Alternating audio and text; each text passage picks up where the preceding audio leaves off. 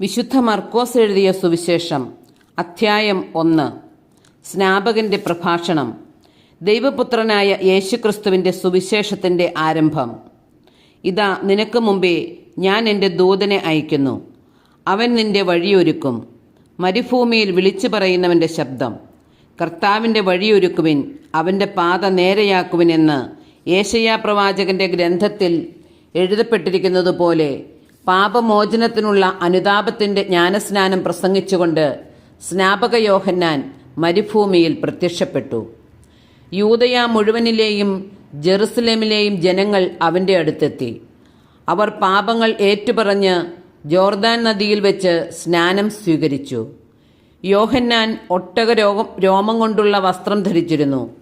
അരയിൽ തോൽപ്പട്ട ചുറ്റിയിരുന്നു. വെട്ടുക്കിളിയും കാട്ടുതേനുമായിരുന്നു അവൻ്റെ ഭക്ഷണം.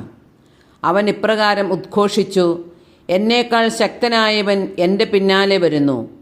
കുനിഞ്ഞ് അവൻ്റെ ചെരുപ്പിൻ്റെ വള്ളികൾ അഴിക്കാൻ പോലും ഞാൻ യോഗ്യനല്ല. ഞാൻ നിങ്ങൾക്ക് ജലം കൊണ്ടുള്ള സ്നാനം നൽകി, അവനോ പരിശുദ്ധാത്മാവിനാൽ നിങ്ങൾക്ക് സ്നാനം നൽകും. യേശുവിൻ്റെ ജ്ഞാനസ്നാനം. അന്നൊരിക്കൽ യേശു ഗലീലിയയിലെ നസ്രത്തിൽ നിന്ന് വന്ന് ജോർദാനിൽ വെച്ച് യോഹന്നാനിൽ നിന്ന് സ്നാനം സ്വീകരിച്ചു. വെള്ളത്തിൽ നിന്ന് കയറുമ്പോൾ പെട്ടെന്ന് ആകാശം പിളരുന്നതും ആത്മാവ് പ്രാവിൻ്റെ രൂപത്തിൽ തൻ്റെ മേൽ ഇറങ്ങി വരുന്നതും അവൻ കണ്ടു. സ്വർഗത്തിൽ നിന്ന് ഒരു സ്വരമുണ്ടായി: നീ എൻ്റെ പ്രിയപുത്രൻ, നിന്നിൽ ഞാൻ പ്രസാദിച്ചിരിക്കുന്നു. മരുഭൂമിയിലെ പരീക്ഷ. ഉടനെ ആത്മാവ് അവനെ മരുഭൂമിയിലേക്ക് നയിച്ചു. സാത്താനാൽ പരീക്ഷിക്കപ്പെട്ട് 40 ദിവസം അവൻ മരുഭൂമിയിൽ വസിച്ചു. അവൻ വന്യമൃഗങ്ങളോട് കൂടെ ആയിരുന്നു. ദൈവദൂതന്മാർ അവനെ ശുശ്രൂഷിച്ചു. ദൗത്യം ആരംഭിക്കുന്നു. യോഹന്നാൻ ബന്ധനസ്ഥനായപ്പോൾ യേശു ദൈവത്തിൻ്റെ സുവിശേഷം പ്രസംഗിച്ചുകൊണ്ട് ഗലീലിയിലേക്ക് വന്നു.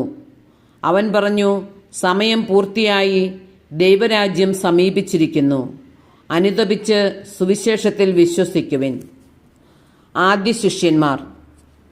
അവൻ ഗലീലി കടൽത്തീരത്തുകൂടെ കടന്നു പോകുമ്പോൾ ശിമയോനെയും അവൻ്റെ സഹോദരൻ അന്ത്രയോസിനെയും കണ്ടു. മീൻപിടുത്തക്കാരായ അവർ കടലിൽ വലയെറിയുകയായിരുന്നു. യേശു അവരോട് പറഞ്ഞു: എന്നെ അനുഗമിക്കുവിൻ, ഞാൻ നിങ്ങളെ മനുഷ്യരെ പിടിക്കുന്നവരാക്കും. ഉടനെ വലയുപേക്ഷിച്ച് അവർ അവനെ അനുഗമിച്ചു. കുറച്ചു ദൂരം കൂടി പോയപ്പോൾ സെബദിയുടെ പുത്രനായ യാക്കോബിനെയും അവൻ്റെ സഹോദരൻ യോഹന്നാനെയും കണ്ടു. അവർ വഞ്ചിയിലിരുന്ന് വലയുടെ കേടുപോക്കുകയായിരുന്നു. ഉടനെ അവൻ അവരെയും വിളിച്ചു. അവർ പിതാവായ സെബദിയെ സേവകരോടൊപ്പം വള്ളത്തിൽ വിട്ട് അവനെ അനുഗമിച്ചു. പിശാചുബാധിതനെ സുഖപ്പെടുത്തുന്നു. അവർ കഫർനാമിലെത്തി.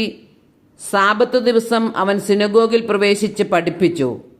അവൻ്റെ പ്രബോധനത്തിൽ അവർ വിസ്മയഭരിതരായി. കാരണം നിയമജ്ഞരെ പോലെയല്ല, അധികാരമുള്ളവനെ പോലെയാണ് അവൻ പഠിപ്പിച്ചത്. അശുദ്ധാത്മാവ് ബാധിച്ച ഒരുവൻ അവിടെ ഉണ്ടായിരുന്നു. അവൻ അലറി: നസ്രായനായ യേശുവേ, നീ എന്തിന് ഞങ്ങളുടെ കാര്യത്തിൽ ഇടപെടുന്നു? ഞങ്ങളെ നശിപ്പിക്കാനാണോ നീ വന്നിരിക്കുന്നത്? നീ ആരാണെന്ന് എനിക്കറിയാം, ദൈവത്തിൻ്റെ പരിശുദ്ധൻ. യേശു അവനെ ശാസിച്ചു: നിശബ്ദനായിരിക്കുക, അവനെ വിട്ട് നീ പുറത്തു വരിക. അശുദ്ധാത്മാവ് അവനെ തള്ളി വീഴ്ത്തിയിട്ട് ഉച്ചസ്വരത്തിൽ അലറിക്കൊണ്ട് പുറത്തു വന്നു. എല്ലാവരും അത്ഭുതപ്പെട്ട് പരസ്പരം പറഞ്ഞു: ഇതെന്ത്? അധികാരത്തോടെയുള്ള പുതിയ പ്രബോധനമോ? അശുദ്ധാത്മാക്കളോട് പോലും അവൻ ആജ്ഞാപിക്കുന്നു, അവ അനുസരിക്കുകയും ചെയ്യുന്നു. അവൻ്റെ പ്രശസ്തി ഗലീലിയുടെ സമീപ പ്രദേശങ്ങളിലെല്ലാം പെട്ടെന്ന് വ്യാപിച്ചു.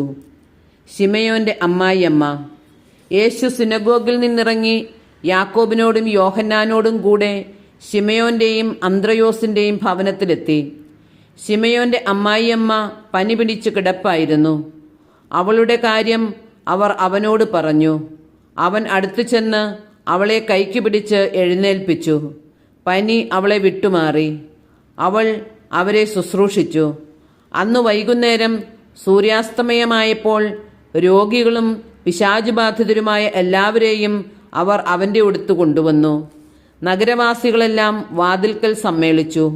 വിവിധ രോഗങ്ങൾ ബാധിച്ചിരുന്ന വളരെ പേരെ അവൻ സുഖപ്പെടുത്തി. അനേകം പിശാചുക്കളെ പുറത്താക്കി. പിശാചുക്കൾ തന്നെ അറിഞ്ഞിരുന്നതുകൊണ്ട് സംസാരിക്കാൻ അവരെ അവൻ അനുവദിച്ചില്ല. സിനഗോഗുകളിൽ പ്രസംഗിക്കുന്നു. അതിരാവിലെ അവൻ ഉണർന്ന് ഒരു വിജനസ്ഥലത്തേക്ക് പോയി. അവിടെ അവൻ പ്രാർത്ഥിച്ചുകൊണ്ടിരുന്നു. ശിമയോനും കൂടെയുണ്ടായിരുന്നവരും അവനെ തേടി പുറപ്പെട്ടു. കണ്ടെത്തിയപ്പോൾ അവർ പറഞ്ഞു, എല്ലാവരും നിന്നെ അന്വേഷിക്കുന്നു. അവൻ പറഞ്ഞു, നമുക്ക് അടുത്ത പട്ടണങ്ങളിലേക്ക് പോകാം. അവിടെയും എനിക്ക് പ്രസംഗിക്കേണ്ടിയിരിക്കുന്നു. അതിനാണ് ഞാൻ വന്നിരിക്കുന്നത്. സിനഗോഗുകളിൽ പ്രസംഗിച്ചുകൊണ്ടും പിശാചുക്കളെ പുറത്താക്കിക്കൊണ്ടും അവൻ ഗലീലയിലുടനീളം സഞ്ചരിച്ചു. കുഷ്ഠരോഗിയെ സുഖപ്പെടുത്തുന്നു. ഒരു കുഷ്ഠരോഗി അവൻ്റെ അടുത്തെത്തി മുട്ടുകുത്തി അപേക്ഷിച്ചു, അങ്ങേക്ക് മനസ്സുണ്ടെങ്കിൽ എന്നെ ശുദ്ധനാക്കാൻ കഴിയും. അവൻ കരുണ തോന്നി കൈനീട്ടി അവനെ സ്പർശിച്ചുകൊണ്ട് പറഞ്ഞു, എനിക്ക് മനസ്സുണ്ട്, നിനക്ക് ശുദ്ധിയുണ്ടാകട്ടെ.